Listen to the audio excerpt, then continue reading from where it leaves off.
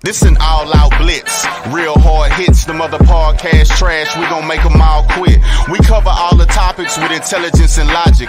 I know you wanna score, but ID gon' stop it. We from Texas, so that mean that we Texans. Breaking down the X's and O's, our profession. No complaining, just training, you see the progression. They had a Pro Bowl for talk shows, we get selected. We gon' celebrate every win like a birthday. Ray J with the news, first with all the updates. Spin move on the competition, yeah, we juking them. You not really in touch if you not tuning in. This is Crenshaw, and VT. We want the touchdown, we not trying to go for 3. And it's best if you get up out the street, cause them bulls out the pen and they bout to stampede.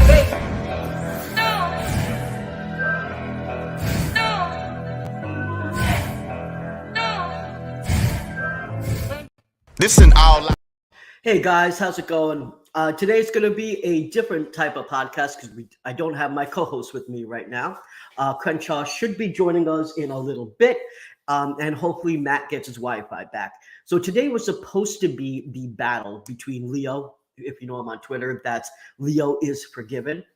Unfortunately, he got a little ill. Let's hope that he's doing well. Just keep him in your thoughts. Looks like he's got a little bit of flu or something. So what we're going to do is we're going to start off with some NFL news, and we'll start there. And then by the time that we finish that, we'll actually have our guest, Mike Patton, who writes and does a podcast for touring the AFC South. So we will have a guest later on. He'll be on in about 25 minutes or so. And by then we should see Matt. Here's Coach Dante. Hey, Coach Dante. Yeah, today the Lord was against us. Let me tell you, between Leo getting sick, Matt losing his Wi-Fi, Crenshaw having an issue, the Lord was against us today. But nonetheless, the show must go on. So I'm going to start with some NFL news, and hopefully we'll have Mike on here soon, and then Crenshaw a little later. So the first thing that is quite interesting is about Baker Mayfield, right? Baker Mayfield was able to start for the Rams, and he basically led a 98-yard touchdown that won them the game. He was there for less than 48 hours, and he was named the NFC Offensive Player of the Week. I think that's amazing. I think that the ability for not just Baker Mayfield, because it wasn't obviously just him, but the entire team, the ability for his coaching staff, yes, I said coaching staff, to actually be able to put him in a position to keep the playbook small and actually be able to take the Rams to a win is pretty amazing. Now, that's something that is quite foreign for us because, unfortunately, our coaching staff doesn't necessarily do that. And when we get Mike Patton and Crenshaw on here, we'll talk more about the game, the Cowboys game. But until then, I'm just going to go through a little more NFL news for you guys. So one of the other things that we saw today was, unfortunately, the Cardinals GM, Steve Keim, has announced that he's taking a leave of absence because of his health. So that is sad to hear because they did stress that it's health-related absence. So obviously, it's got to be somewhat serious. I would say that I hope it's not serious, but it definitely seems like it is if he's taking indefinite leave of absence.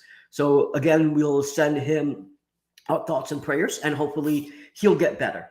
But we do find that quite interesting. Another interesting thing right now is the Dolphins have not been doing very well recently. Up until recently, Tua has actually been doing quite well. Now he's going to have to play in really cold weather, and he hasn't been doing well. This is going to be a problem for Tua. Why are they not doing well? This is an issue, and this is all what's been discussed, is Tua going to be able to perform right now on Sunday with the cold weather? I don't think so. Going through some more news. So today we had some interesting news with Micah Parsons. So Micah Parsons is obviously a beast. Although Laramie Tunsil was able to keep him at bay, we did not get a single sack against us at the Cowboys. So props to King Tunsil Just want to give him a shout out and say that you did a great job. But Marco Parsons had some comments today. He said that Jalen Hurts does not look like an MVP.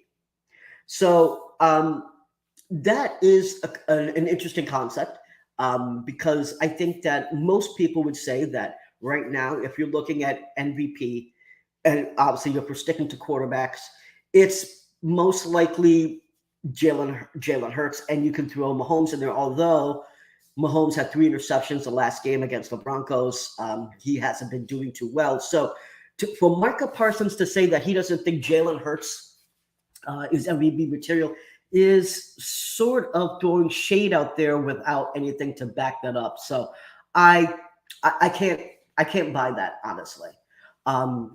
So let's see. Yeah, I agree. So Facebook user here says Jalen should be the clear favorite. I agree. I think it's interesting that he was being talked about that he might lose his job this year. He went from losing his job to being an MVP candidate. For Michael Parsons to say that, I think he's just throwing shade. I don't know what it is, whether it's jealousy or not. Maybe it's just something that Cowboys do. Hey, I don't know. But it is what it is. In other news, Juju Smith, he just paid off $10,000 in Christmas gifts. So he went around and basically there are a bunch of people that have their gifts on layaway and he basically paid their gifts. So you have NFL players that are doing really great things around in the community. And my old boy Hop, I'm actually wearing his jersey right now. I still wear his jersey, even though I just bought Jalen Petrie's. I was wearing that on Sunday. But my boy Hopkins, for Thanksgiving, he went out and delivered turkeys. He served them food. There are definitely NFL athletes that are still believing in the community and are still doing great things. So I think that's important to address and just say with all of the stuff they hear, because there's a lot of negative that, especially in the time of the holidays, it's important to realize that there are a bunch of athletes that are actually doing something for the community. Another comment here says, again, I think this is the same user, but I can't see his name here because it says Facebook user. It says, Titans fans said AJ was going to play with the bum quarterback compared to Tannehill. Well, yeah, losing that quarterback is definitely hard. And I see Mike just arrived and bounced. Mike, if you're watching, if you could come back, that'd be great. Unfortunately, I was not able to add you there. Hey, how's it going?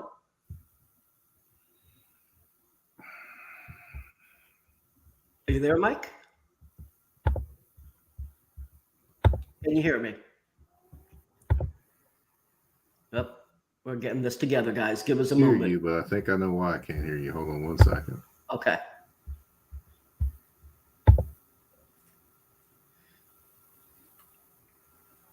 Can you hear me now? I sure can. All right, cool. Yeah, I didn't have my headphones connected. I thought I did. No problem whatsoever. Yeah, I see where somebody said Titans fan said AJ was going to play with the bum QB compared to Tannehill. Interesting. Yeah, we were just talking about how Michael Parsons threw some shade on Jalen Hurts, and basically said that he doesn't think that he's MVP material. But before we get to the rest of the news, let me introduce you because this is kind of a weird show because I don't have my co-hosts on here, and we were also supposed to do a battle. So why don't you introduce yourself to everyone that's watching live? All right. My name is Mike Patton. I am the host of Touring the AFC South podcast, of course, the AFC South as well. And also I am a freelance journalist. Awesome. Okay, so we will talk a little bit more about NFL news, and in a little bit, we'll switch over to just talking about the games. And I believe Crenshaw said that he should be here in about 15, 20 minutes. So hopefully he can jump on.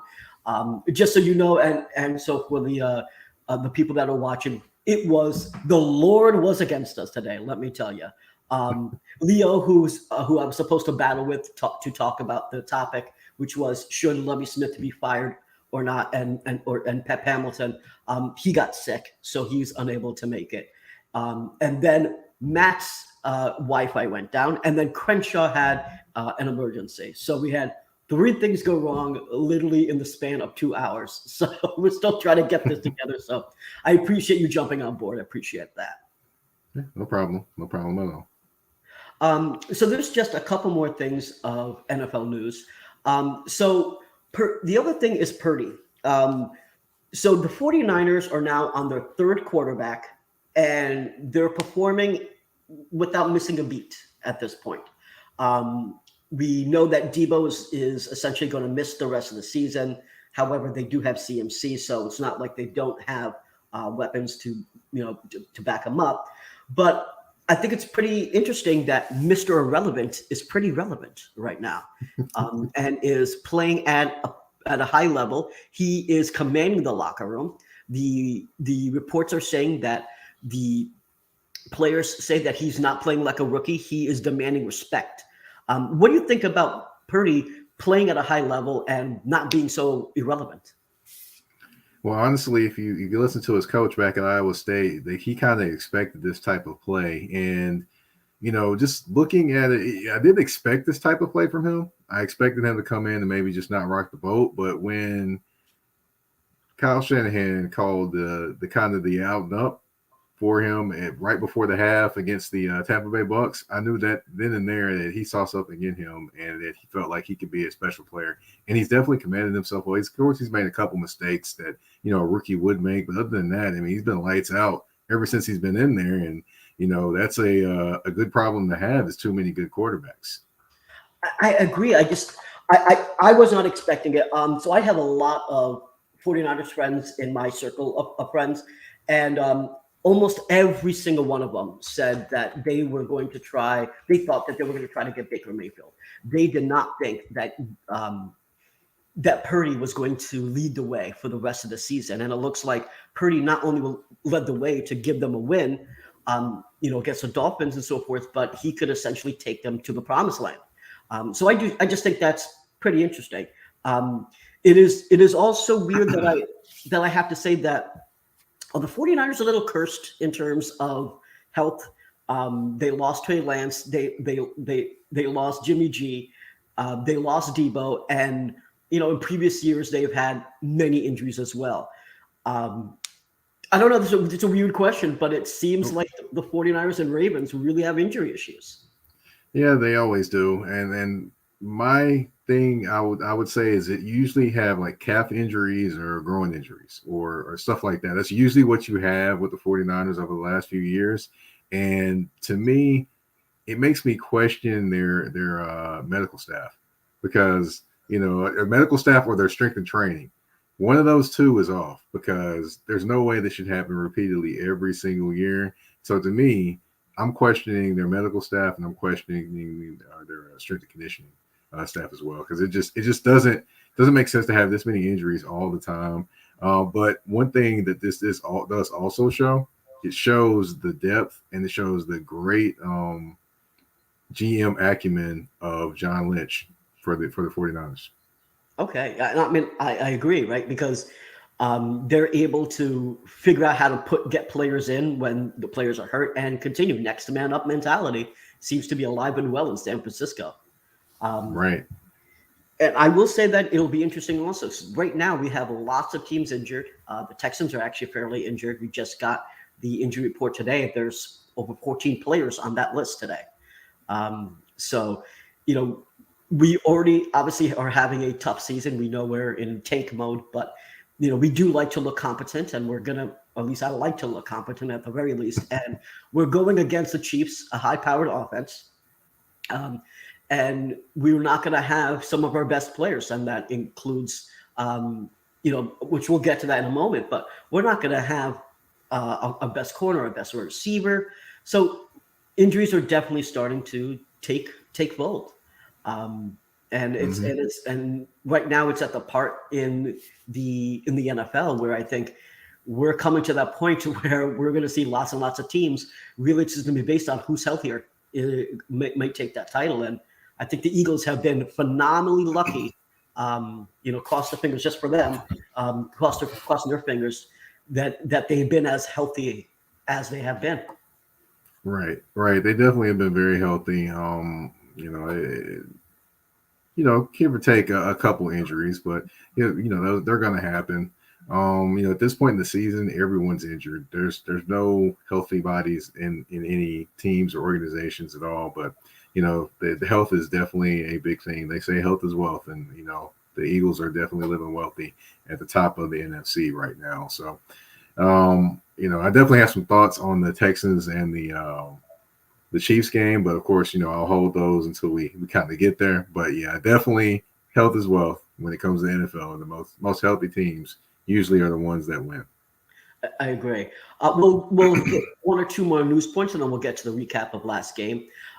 So one of the things that I thought was actually kind of scary is during the Patriots game, Devontae Parker was concussed essentially, and Al Galore had to stop it and to get him out of there. They missed it. The fact that they missed it is kind of concerning. The amount of technology, the amount of replays, the amount of people that are watching this, paid professionals to make sure that this type of stuff does not happen, and it was missed. And it was missed not only by everyone else, like the coaching staff as well on the Patriots side didn't stop it either. It was another player. I find that quite concerning.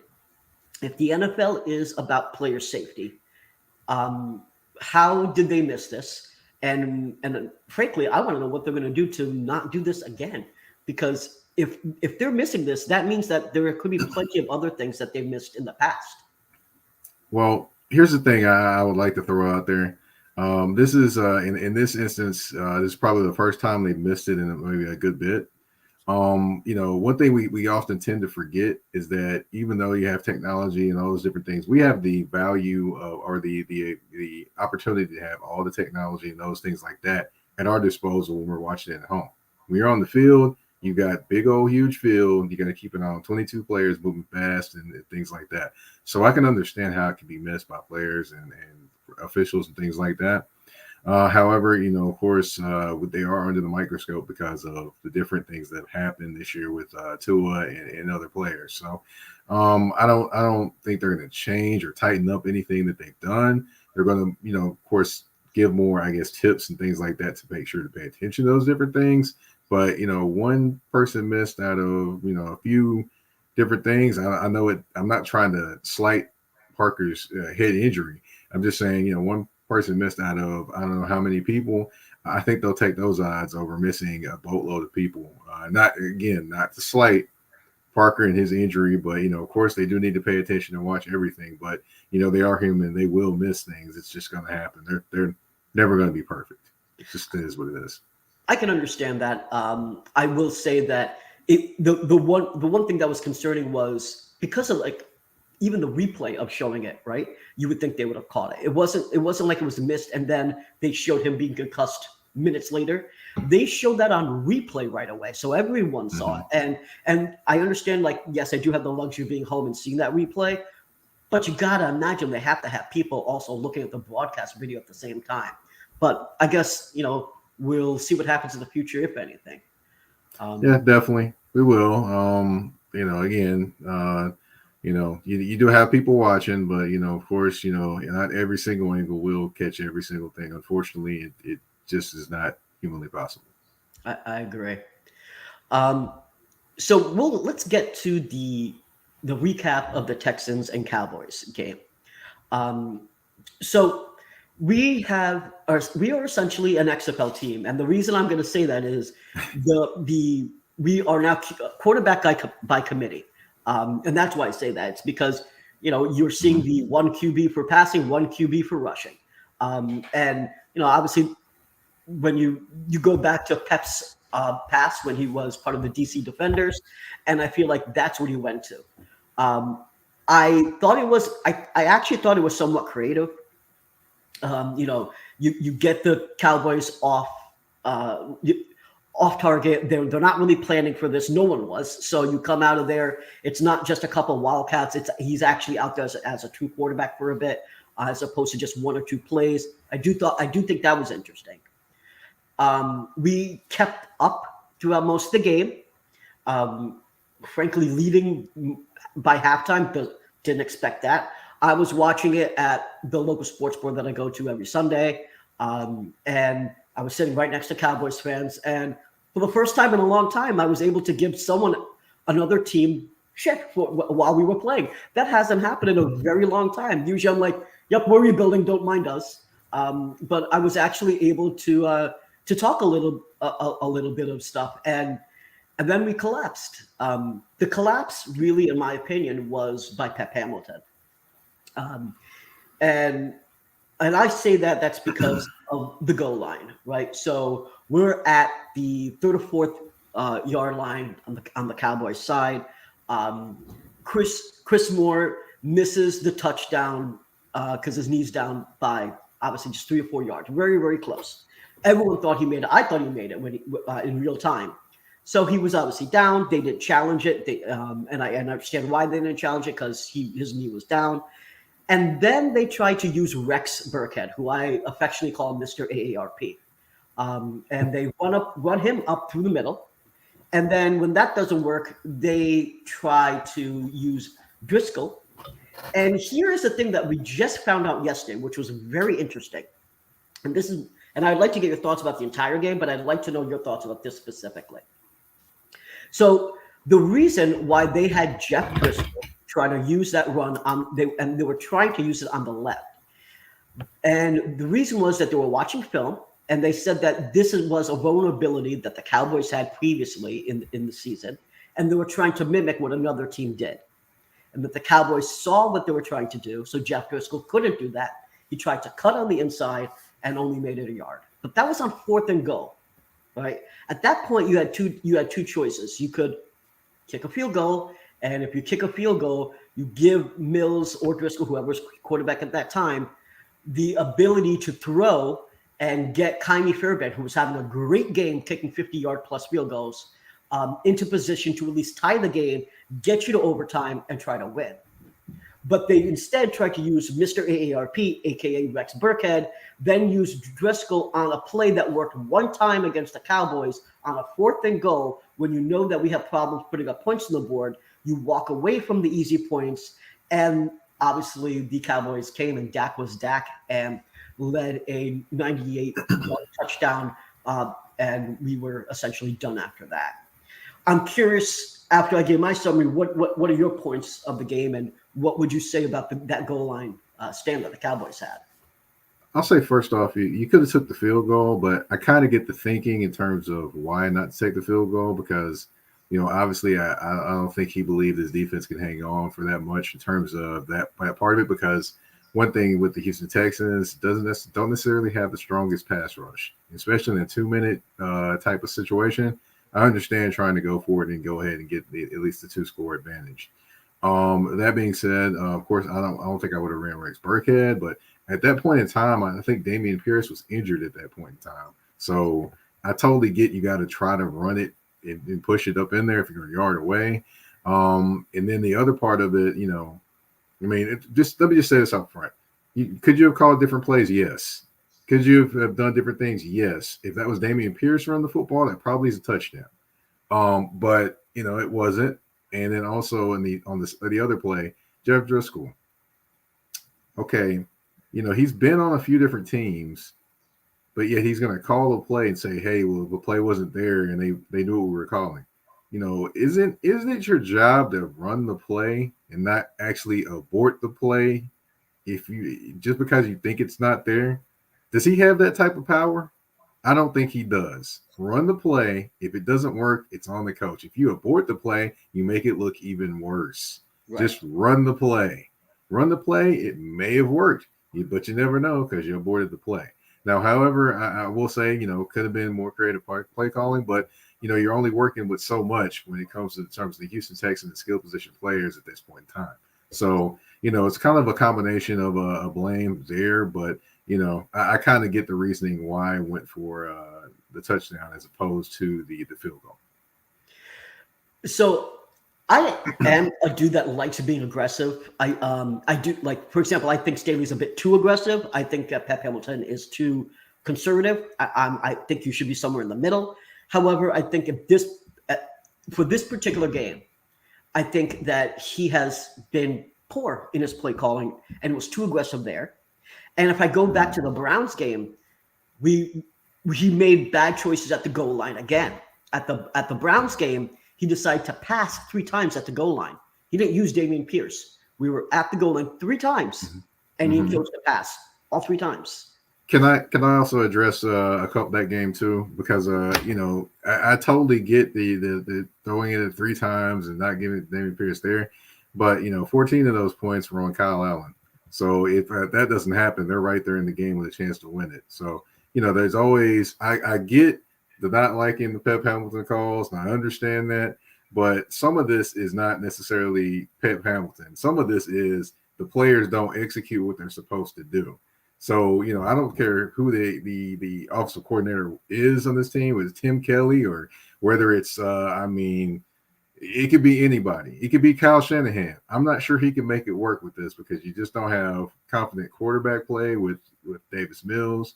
You don't necessarily have consistent offensive line play, and then you don't have consistent weapons show up outside. So in terms of that, he's kind of working with scraps. I'm not saying he's necessarily been perfect with everything he's doing, but when you don't have any horses in the battle, it's kind of hard. And unfortunately, it might cost either him or Lovey his job, which, honestly, I would be looking at the man sitting upstairs who put these players in place more than the actual staff that's actually trying to coach this team.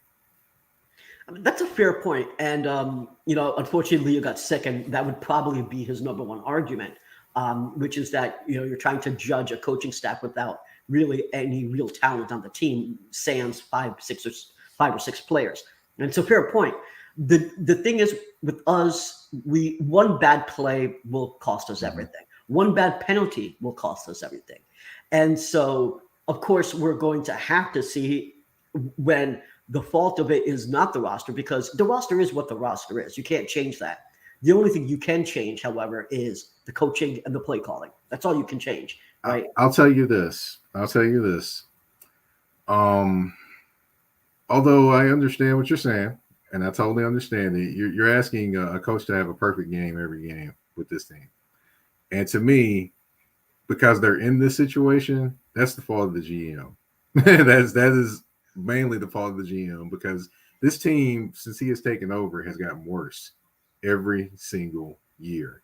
And I don't have trust enough in him that he's actually going to make the right picks coming into this next draft, because you have holes at the front 4. You have holes there. You have holes at your linebacker spot. Your secondary, that's pretty solid, but you may want to still draft some pieces there. Your wide receiver, you need some more playmakers. I know John Mechie coming back will help. Tight end, you basically say you have nobody there. And offensive line, you still have issues there. And that issue has gotten worse and worse. And most of all, you got quarterback. So to me, honestly, he's broken this team down to the studs, and he's still looking at studs right now. I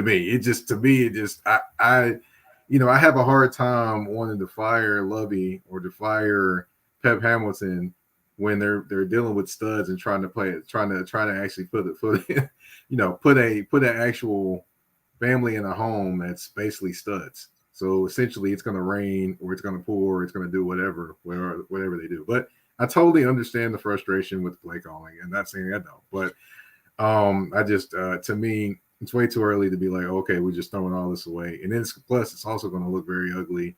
You're firing another coach 1 year after hiring him. So that would look ugly too. So at that point, I don't think Lovey's going anywhere. Maybe Pep does, but I don't think Lovey's going anywhere. So it's good that you brought that up. And I know this wasn't necessarily on the agenda, but since we were talking about it, I will have to bring this up. So I am of the mindset that Pep has to go, that Lovey may stay for PR and marketing reasons, and frankly, because he wasn't necessarily given a fair shot.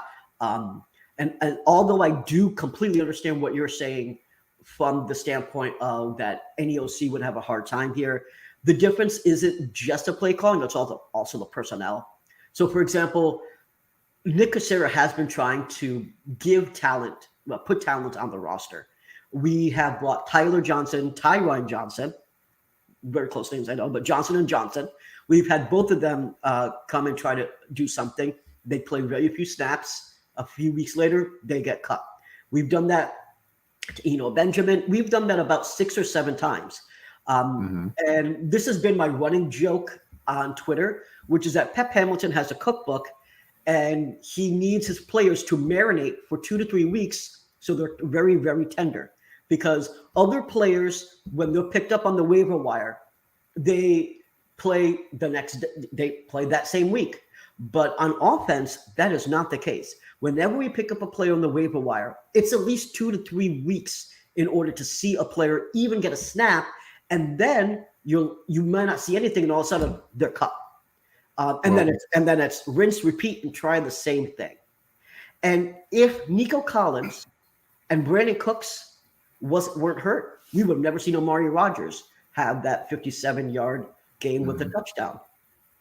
So it's the personnel that options that he's choosing as well. It's not just the play calling. And Nick Casario has been trying to make the team better.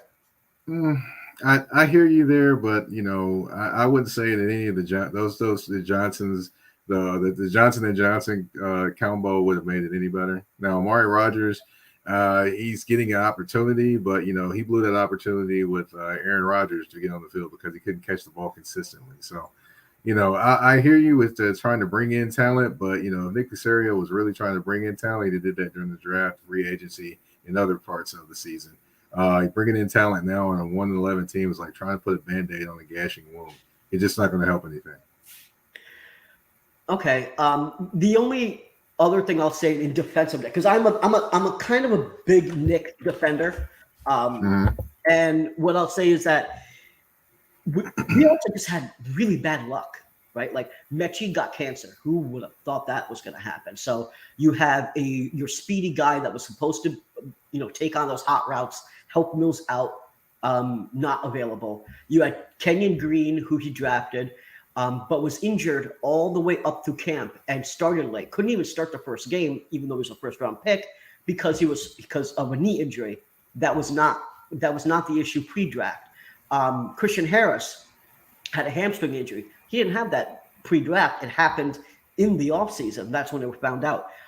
Tegan Quintantariano, I can never pronounce his name. I always call him Quentin Tarantino, the tight end. He had a knee injury. Now, that was something that was somewhat known, but they didn't know how big of a deal that was. Deshaun Hamilton, we brought him here, and he's been hurt up until just a month ago. Now he just got picked up by another team. Forgot who. Someone just picked him up today. So we've also just had a ton of bad luck in terms of players that we brought on. Stingley, for example. Stingley was still rehabbing. Now you can say, well, the argument is you should have taken Sauce. That's a fair argument there. But even Stingley was rehabbing way longer than they actually thought. So we just had a ton of bad luck in terms of injuries and health. And it didn't help the production, and it didn't help the rookies to get up to speed. And of course, now that we're hurt with Dameon Pierce, and like I said, our injury report is now 14 players long. So we've had a ton of bad luck at the same time. And then the last in defense of Nick Casario before we get to the Texans-Chiefs game is, and I'll obviously allow you to give your comment on that, which is that he wasn't able to hire Lovey. We had Aaron Wilson on the show. And Aaron Wilson pretty much said that Cal put the kibosh on who they wanted. So it seems like Brian Flores was his guy before the lawsuit. When the lawsuit happened, they moved to Josh McCown. Cal didn't want to fire David Culley because of the PR issue of firing a black coach, and then putting an inexperienced young white assistant high school associate head coach in position. Oh boy! And Cal said, "Nope, hire someone with experience," and then put Lovey in there. So I know a lot of people give Nick grief about Lovey Smith, but that wasn't his choice. He had to go along for the ride because of what was going on in the front office and the entire Kyle Brandt, someone I respect a ton. So it's not even just shock jocks or anything talking about this. These are well-respected individuals. We're saying the Texans look like they're racist. They're making decisions to get black coaches off of their team. They fired David Culley, and now they're looking at Josh McCown. That was the mantra. And then they go back to the whole Bob McNair story with you can't have the inmates run the prison and all this stuff. And I think Cal said, this has got to stop. I need to make sure that we're not looked at this way. Yeah, I get you there, but honestly, if they hired Josh McCown, they probably would look worse than they do now. I mean, think of Jeff Saturday, and just think of that with the Houston Texans. Now, boy, oh boy, I don't think Kyle McNair would be able to make it to his car without hearing it from everybody if that was the case. But I get it. He wasn't able to pick his guy, but his guy would have probably got him fired quicker. if that was the case, in my opinion. And then also, you speak of the injuries and things like that. There was a team that actually is in the division that was 12-5 that used the most players in NFL history last year and still was 12-5. So to me, it's not more about the injuries and the bad luck. It's about what kind of players are you bringing in? Are you checking out these players? Have you because that's the thing with the Titans and Titans have done is, a lot of the players that they bring in, they kind of, make sure they are the type of guys that fit the system that Mike Vrabel has. And I wonder in my mind, does he even know what kind of system he's trying to put in? Now, I've heard a lot about him trying to make it the Patriots of the South. And I'm like, in my opinion, why don't you just make it the Houston Texans of Houston and quit trying to be the Patriots of the South, because there's no duplication of Bill Belichick. He is who he is. Right. You be Nick Caserio and you be the Houston Texans and you call it a day doing that. To me, that's where I think he's kind of missed the boat on this, and he's eventually going to be fired down there. I give him maybe 2 more years and he'll be fired. The only reason I disagree is just from the personal standpoint of Bob McNair loved Nick. He was trying to get Nick in Houston before he died. And I just can't see that Cal getting rid of Nick, because he almost views it as, well, this is the last guy my father wanted to run the org, So I think Nick holds on to people for far too long. We saw how long he held on to Jack Easterby, even when the whole world was telling him to get rid of him. And I think that he will wait far too long, even if Nick is issue, which I don't think he is. I don't think he'll get rid of Nick simply because of that personal bond or feeling that he has towards him, as opposed to just thinking about the product on the field. But, that's on DC, right? Yeah, we shall see. But I know you have a lot of things to say about the Texans-Chiefs game, so I'm going to let you go first here and give your thoughts. All right. As far as the Texans and the Chiefs, I mean, honestly, it's a mismatch on paper. It's going to be one. It is what it is.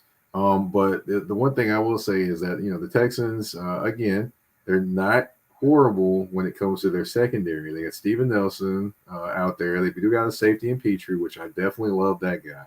Stingley, and of course, he's dealing with injuries, so you don't know if he's going to play or not. But they do have some players in that secondary, and the Chiefs like to pass the football.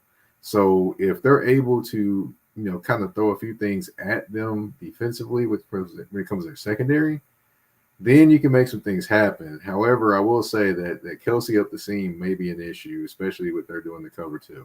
Right. Rushing the passer, they're going to have a big game out of Jerry Hughes. I know Jerry Hughes had one game to start the season, but he's going to have another. I like Jerry Hughes. He's just hanging on like too long, in my opinion.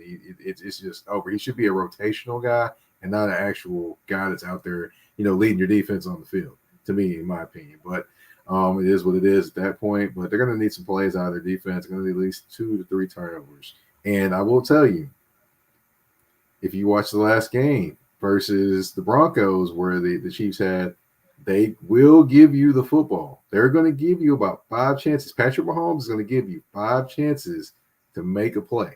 Now, what you do with that is on you. But if you take advantage of those plays, who knows? You might be able to give your offense something to deal with. Now, at the Chiefs defensively, they're 25th in the NFL. 25th. So they're going to give you chances, even if it's not Damian Pierce back there on the football. There's going to be somebody. A couple screens, a couple different things like that. Attack them deep.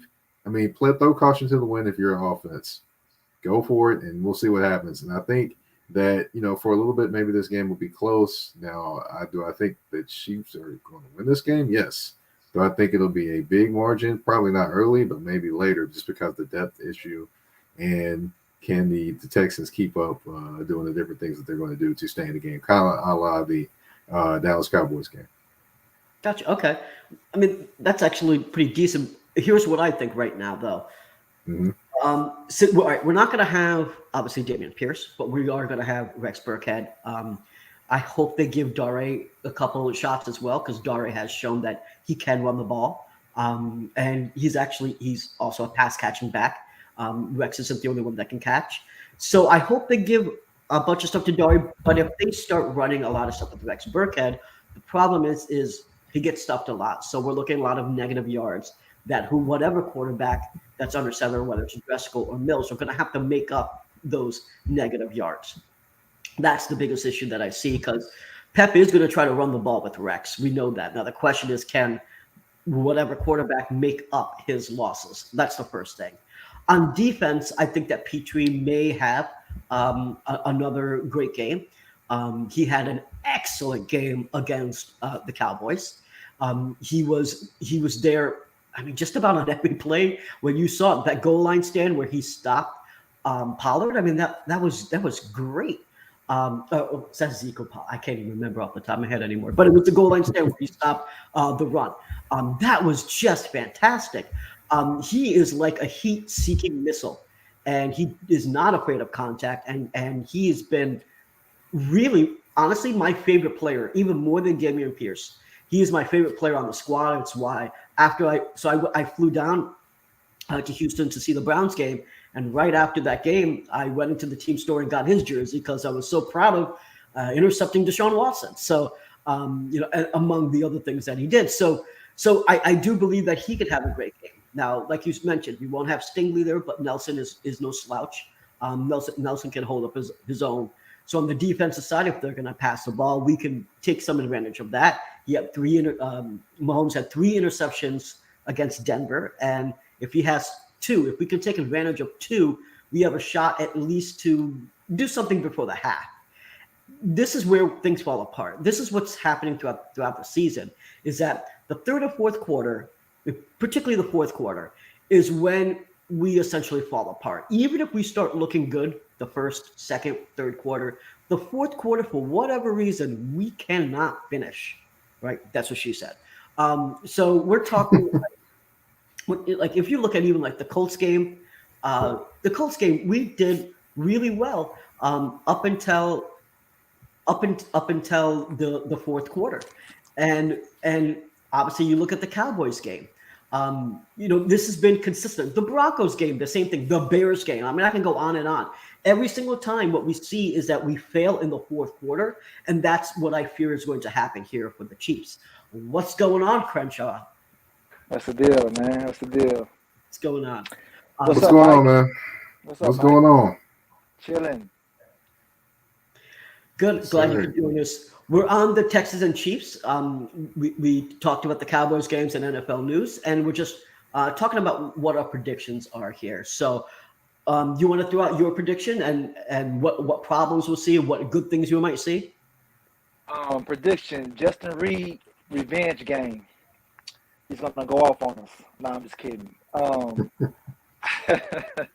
I think it's going to be another loss, but I think they're going to be more competitive like they was against the Cowboys.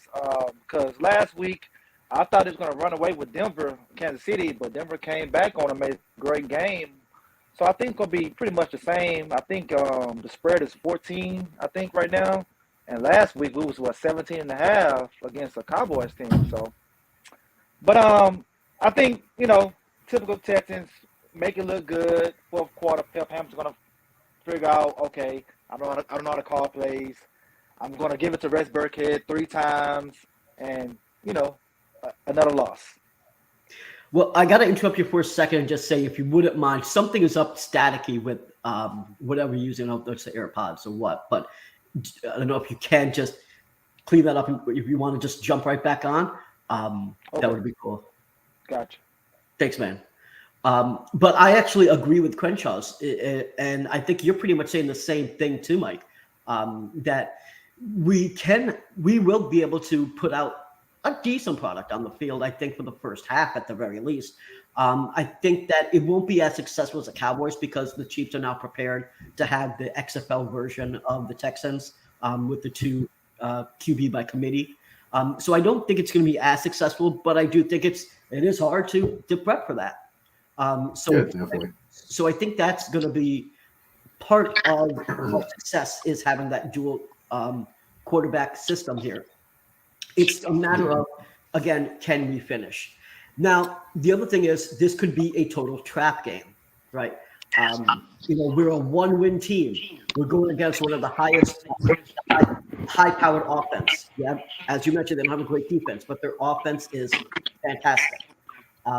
Could it be a trap game? Could it be a situation where we are actually able to put up a decent amount of points that they can't recover from? That's, to me, is that a possibility? I don't know, but a boy can dream.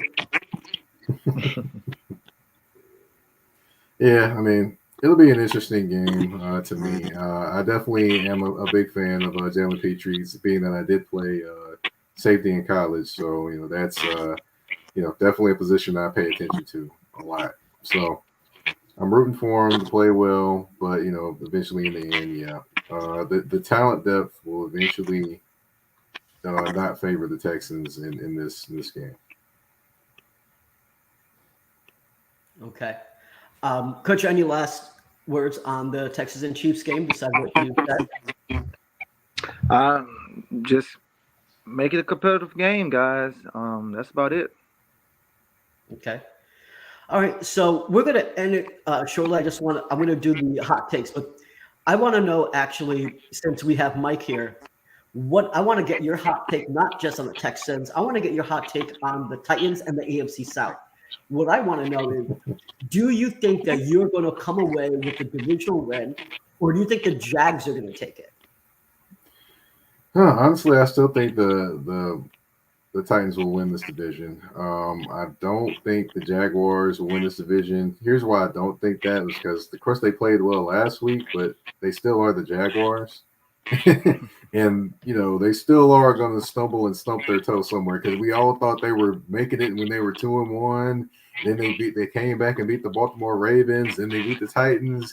And then, whatever happened after those games is, remember the 40-14 loss to the Detroit Lions? Yeah, that happened after they beat the Ravens. So I can expect them to have another one of those games down the stretch of the season, in my opinion. So, the Titans will win the division. And, I'll go ahead and say it. I think the Titans, if Danico Autry is back this week, which he's been out missing the last 3 games or 2 or 3 games with a knee injury, if he's back this week, I expect the Titans to beat the Los Angeles Chargers. Okay. All right. My hot take is I actually think that the Jaguars could win this division. I think that Lawrence has hit his stride. I hate that I have to say that, but I do think that he has. I mean, he had over 360 yards, 3 TDs, no interceptions last game. He seems like, yes, he's very inconsistent, but you're seeing why he's the first overall pick. And if Evan Ingram, who I think is a fumble, not just a fumble queen, but a lot of drop passes, had an incredible game. So, Christian Kirk is basically non-existent. They're what did we have? 40, 50 yards last game? At most? Well, he still is their leading wide receiver, so let's not get it twisted though. Okay, so non-existent is probably a little of an exaggeration, but he's not getting 125 yards. Oh, no, he's definitely not doing that. No, not every game. So what I think is that the Jaguars have a shot. Is it a long shot? Absolutely, it's a long shot. But I think they do have a shot. And my hot take is that they actually win this division. And I'm going to have to listen to Sam and the rest of the Jaguars fans on the AFC South battle for the entire offseason if they win this division. Well, you won't have to hear them too long because they'll lose in the first round if they win the division.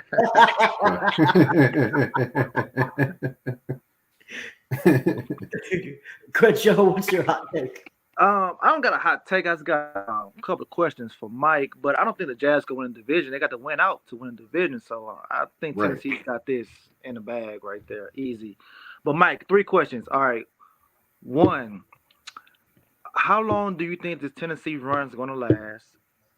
Two, do you think Vrabel is going to do what Bob did here with the GM role? And three, if you was the GM of the Texans with the number 1 pick, who would you choose? All right. I'm writing these down to make sure I answer all of them. Okay. Now, as far as Tennessee, all right, the Tennessee run. Honestly, it's probably going to end next year, but because honestly, I thought it was going to end this year, and I thought the Colts would win the division and they would be a wild card. I was completely and utterly wrong on that. So I think next year it'll end. There'll be a wild card. Malik, I think Malik will be the starting quarterback next year, in my opinion. So yeah, there'll probably be a wild card next year. That's the end of their run, and I think the Jags might mess around and win the division next year. Yeah, I know that's pretty much a hot take right there. But as far as Vrabel and wanting to be the GM, I don't think Vrabel wants that position. Do I think he's going to have more, kind of talk in the players that they get picked up? Probably, but I don't think he wants that position. So I think he's just going to stay the coach and just call it a day at that. So, I'll tell you what though, I've been out there at a few practices. I went out there during a training camp. That's one big man, and he definitely gets involved in every drill with all the different players, which I'm like, how does he have the energy? But hey, it is what it is. But as far as the Texans, if I was the GM of the Texans and I had the number 1 overall pick, I am picking Young out of Alabama. Here's why I'm picking Young out of Alabama. I'll tell you why. C.J. Stroud. Like C.J. Stroud, I think he's a talented quarterback. However, if you noticed, when he got pressure put on him, he folded like a cheap tent. He couldn't stand in the pocket and throw the football. He was running and tripping over his feet. I'm like, okay, this is not a guy that when pressure is on me, I can be like, okay, cool. I can handle this. He can't maneuver the pocket like that and make it happen. With Bryce Young, I mean, you saw in the Texas game, he's been dealing with a pretty suspect Alabama offensive line all season and still making plays. I mean, he ducked up under a guy that tried to sack him this year and ran down the sideline versus Texas. So, to me, I know he's a smaller in stature guy, but he has the arm, he has the ability, he can throw from all different angles, and he can run a little bit. To me, I think I kind of reckon him to maybe a little bit smarter. Or I would say not necessarily smarter, but more of a football acumen in terms of a version of Kyler Murray. That's what I kind of compare him to. So if you got that type of guy with a very good football acumen, I think you have a good building block. However, unfortunately, here's where I'm going to talk about Nick Caserio again. I'm sorry, man. I don't think Nick Caserio is going to put all the pieces around him before he gets fired. And yes, I think Nick Caserio is going to get fired because eventually they're going to stop looking around and all the other different pieces and be like, hey, you upstairs, you're making these picks and the selections and it ain't panning out. So, hey, you got to go. But that's just me. I don't think Nick Caserio is the guy because he's trying to force Patriots way on Houston. Just call it the Houston Texans way and call it a day. That just bothers me. It really does bother me about him because I'm like, dude, I need you to find your own identity, not try to clone Bill Belichick's identity. Because look at all around the NFL, I don't think cloning his identity has worked. It didn't work for Romeo Crennel. It didn't work for Josh. It ain't working for Josh McDaniels right now. It didn't work for Charlie Weiss either, and that was at Notre Dame. So the only one it's actually working for is a particular gentleman in Nashville. That's it. Yeah. I like that. VT, he's not on the Bryce Young train. He doesn't Bryce Young. I don't know why, but I'm sure. I mean, he sees my posts. I mean, I posted the AFC South quite a bit. I'm sure he knows I'm a big Taylor Buildings fan. And Big who? I'm sorry. Caleb Williams. Oh So- yeah. So huge. He Caleb can't come Williams. out this year though. He's not coming out this year. So here is my take. And Crenshaw, in case you're wondering, I'm only muting you, or because for whatever reason it seems like an echo. So I'm just gonna keep doing it until you're talking. So that's the only reason. But here's my strategy. My strategy is we trade down the first pick instead of taking the first pick. You trade down and then you take Anthony Richardson. Why? Well, Anthony Richardson is an athletic freak, right?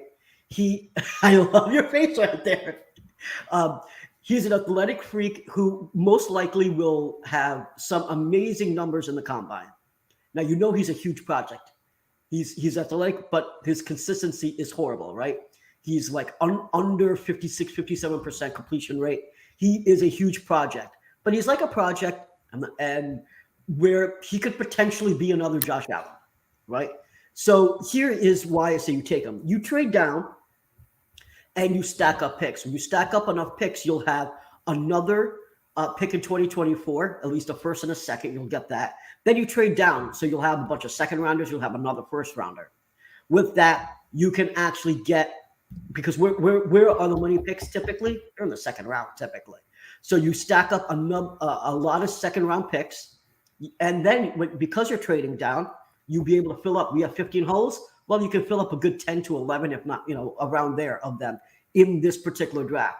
You take Anthony Richardson, you get a new coach, you get a new OC, and now you try to evaluate him and see, hey, for example, say if we got the quarterback coach from the Eagles, Brian Johnson. You put Anthony Richardson in a heavy RPO scheme, and you have Dameon Pierce, and you get another running back, and now you're a heavy run team. And while he's working on developing his passing game, that's how you start building out. And you look at that and say, well, is this a dude that you can develop, or is this a dude that is simply going to collapse? Now, you make the decision in 2024, and you say, after a year of seeing this dude, is this someone that's going to be a project for us, or did we do bad enough where we can trade up and get Caleb Williams, and you get Caleb Williams then, and then you have Anthony Richard that you can use as an asset to trade away for, say, a second round pick, and now you have, and the whole thing is you have your safety net, you have Richardson as your project if you can't get Caleb, but in 2024 you can actually get the guy, which in my opinion, not just my opinion, he's a consensus best quarterback in college, and now you really have your team built. You built your team up in 2023. You go get Caleb in 2024. You build you build around him in the offseason as well as that draft. And I think you almost have like a perfect situation in 2024. I got some questions for you, if you don't mind. Okay. When you're drafting Anthony Richardson, are you drafting him in the first round, or are you drafting me in the second or third round? I think he's going to be in the first. So I think after the combine, he's going to be a top pick. No, okay. All right, got that one. Now, the second one, you said an RPO type scheme having two running backs. Okay, I get that one. So here's what I gather from what you told me. I'm just, this is what I gather. Okay. And I totally get your plan. But if you draft Anthony Richardson in the first round and you decide he's not the quarterback for you and you go get Caleb Williams, do you think any other team is going to see that and bet on that and actually give you picks that you want for that? Nah, I don't think they will. They'll wait on you to release him since he's on his rookie deal and then go pick him up at that point. Or if you do trade him, you're probably not going to get but maybe a fourth or fifth round pick potentially for him, which may end up potentially being a starter or not. That's just thinking out loud. And then also, if you're running an RPO scheme, aren't you essentially trying to make a run heavy scheme? Aren't you essentially trying to make this man Tim Tebow again? So, all right. So to the first question, I think that you can trade him, for example, on draft day, which I think is a great time if you're getting rid of Anthony Richardson. That is a great time to actually get rid of him, not necessarily before the draft and so forth. So I think you make that decision on draft day, and you have someone that is hungry for him. For example, I think if we do what we do and the Giants aren't where they want to be because they look like they're kind of collapsing at the end of their season, that I don't think they're going to have the ability to trade up enough to get Anthony Richardson, but they could give their pick to us. So even if it's a third rounder, that's still an asset. And at the same time, the whole point is that you now have a safety net. One of the biggest issues that people have about taking Caleb Williams is, what if you can't find anyone? Now you're stuck without a quarterback. You're in quarterback lingo.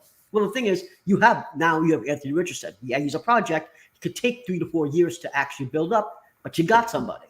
The point is, you see if he can develop really quickly and you keep him, and if you can't, you go get your guy. And if you and the thing is, now you're protected from either way. But at the same time, you're now building around him. You're building around him. Now, Caleb is another athletic freak, except he can pass. So now you're building up a scheme where it would work for both Anthony Richardson or Caleb Williams or even Drake May. And now you have a system where you have, whether if it's Caleb or Drake, a great passer and someone that can use their legs. So basically everyone involved would be able to work on that scheme. And if Anthony Richardson is able to develop and become the passer that, like another Josh Allen, you keep him. And there you go. So I think that's almost like a scenario where you play your best hand now, knowing what your hand's going to be in the future. Gotcha. I totally understand what you're saying. I don't agree with it, but hey, hey, it is what it is. And then also, I will tell you this. I know you said you snuck in the new offensive coordinator, new head coach. Both of them things ain't happening. I'm just gonna tell you. I think Lovey will still be there. If anything, Pep will get fired. But to me, honestly, you're asking them to make a gourmet meal with scraps every Sunday. So, hey, it is what it is, and that's just my thoughts. But hey, I respect your thoughts. I just disagree with them. Fair enough. Crenshaw, do you have anything to add before we end the show? No, I don't agree with nothing you just said with Anthony Richardson. It makes zero sense to draft a guy in the first round and then the next year draft another guy in the first round as a quarterback. It makes zero sense. I mean, didn't Arizona do just that? But they did that. He was Josh Rosen was 10th and Kyler Murray was 1. Yep. Mm-hmm. But Josh Rosen wasn't good though. At all. And that it was a reach. I don't know why they drafted him. It was just a reach. But I don't know. I don't like that. Richards isn't good, you get Caleb. If he is, you keep him. It's really, I think that's what did they get for him when they traded him? Did they get something for him? I don't remember off the top of my head, honestly. But yeah, they did get something for him. But it wasn't in my memory, it wasn't anything great. It was a late round pick, I believe. Right, and that's essentially what you could be falling into with Anthony Richardson as well. I had one other point, but I just cannot remember it right now. But I will tell you this: you have a lot more faith in Nick Caserio than probably anybody that I know. Because honestly, I don't believe in him at all. Any man that is in the booth and has to hear the plays that his coach is calling, you need to be on the sideline if you're doing that. You don't need to be up there being the GM. Because it's almost like you try to sabotage that. It looks like you tried to sabotage that man. And now you got Lovey out here, and you got Pep Hamilton out here trying to make gourmet meals out of scraps. But I just, I don't know. I don't have great feelings for Nick Caserio, and I do not think it's going to work. No matter if he fires the whole staff and brings a whole new staff in, or if he keeps the staff, or if he fires Pep, Nick Caserio will not be successful as a GM for the Houston Texans. In my opinion, I don't see it. But hey, I respect your opinion. I just don't see it. And if I'm wrong, I'm wrong. But I don't see it. All right. I would say I disagree, but it is what it is. We'll see in a couple of years. I'll have to have you back on and see what happens. Definitely. I'll be around. Why don't you tell everyone where you can find all of your writings and your podcasts and so forth? All right. Well, you can find me on Twitter at Mike Patton 82. That's MikePatton 82. You can find me on Touring the AFC South on your podcast airwaves. So it'll be Spotify, Apple Podcasts, Google Podcasts, iHeartRadio, Amazon Music, you name it, I'm there. I got Teron Davenport coming up next to talk about this 3-game slide of the Tennessee Titans. So that'll be quite interesting to go into. But yeah, I got a few things going there. And of course, with the freelance journalist work, honestly, it can pop up anywhere. So if you stay tuned to my timeline on Twitter, you'll probably see it. All right. Crenshaw, why don't you tell these good people where they can find all your stuff? You can find me at Fifth Ward Crenshaw. Everywhere. I'm all over. Trademarked. You say he's worldwide. He's worldwide. Worldwide. There you go. Guys, you can find me at Brown Chubby Bear on Twitter. You can find me on Reddit on Chubby Brown Bear. You can also find my blogs and articles at TexansFanBattle.com. I'm working an article right now, and the article is all about why Pep Hamilton and Lovie Smith should be fired. Should be out tomorrow in the afternoon. Check my timeline for that blog post. I appreciate Mike for being with us. And as always, go Texans. Go Texans. You can say go Thank you all Titans. for having me.